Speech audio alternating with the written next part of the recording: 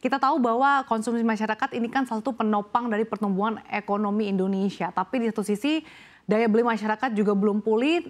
Tapi di tahun depan, tahun 2025, pemerintah berencana untuk menaikkan PPN menjadi 12%. Seperti apa tanggapan Anda dan seberapa besar dampaknya? Ya kalau kita lihat ya, memang tahun depan itu menurut Undang-Undang HPP itu akan naik begitu dari 11 menjadi 12. Saya kira ini masih bisa ditunda ya, asalkan tadi ya pemerintah dan DPR juga setuju melihat beberapa hal. Yang pertama daya beli masyarakat yang diwakili oleh konsumsi. Selama 3 tahun berturut-turut ya konsumsi masyarakat itu tumbuh di bawah 5%, artinya tumbuh di bawah rata-rata pertumbuhan ekonomi, artinya belum benar-benar pulih. Yang kedua adalah kalau kita bandingkan ya negara-negara Asia Tenggara, PPH kita, PPN kita itu termasuk tinggi 11 ya. Paling tinggi di Asia Tenggara itu adalah Filipina 12% ya.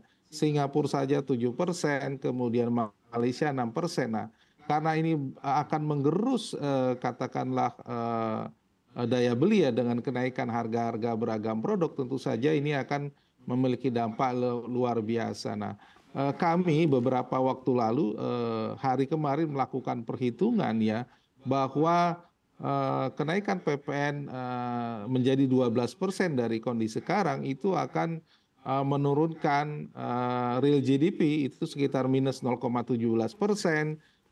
Ekspor akan berkurang minus 1,4%, kemudian konsumsi rumah tangga minus 0,2%, impor justru bertambah 0,8%, dan juga inflasi juga akan meningkat menjadi 0,97%. Artinya bahwa dampak kenaikan secara makro justru menjadi kontraproduktif terhadap upaya untuk mengejar target pertumbuhan ekonomi 6-8% seperti apa yang disampaikan calon presiden Pak Prabowo beberapa waktu yang lalu. Ya, saya kira ini yang harus Ya. diperhatikan, apalagi kalau kita lihat dampaknya terhadap konsumsi rata-rata akan turun sebesar minus 1,1 sampai 1,8% begitu, Mbak. Oke, artinya ada kontradiktif dengan target untuk mencapai pertumbuhan 6-8%. Bahkan untuk mencapai 5% saja di kondisi saat ini juga patut dipertanyakan bagaimana upaya-upaya ataupun gebrakan yang dilakukan. Saya akan ke Pak Fasko. Pak Fasko, seperti apa pandangan pengusaha dengan adanya penerapan PPN 12% ini tahun 2025? Seberapa besar dampaknya nanti bagi masyarakat dan juga dari kacamata pengusaha? Ya, ini kalau kita mau bicara kenaikan PPN ini pasti ada plus minus ya. Ada juga yang pasti ada sektor yang memang bisa terbantu akan hal ini, ada juga sektor yang akhirnya bisa menjadi mungkin bertambah bebannya untuk konteks dalam hal ini. Nah, hal yang diharapkan ini sebenarnya terjadi dalam pemerataan harapannya ya terhadap kelompok ekonomi di atas dan di bawah ini, kecuali atas PPN dan yang di sektor-sektor sembako, pendidikan itu baiknya kalau bagi kami itu bisa dipertahankan untuk menjaga stabilitas sosialnya. Karena dampak tersebut juga mudah-mudahan bisa dikaji lebih dalam oleh pemerintah ke depan.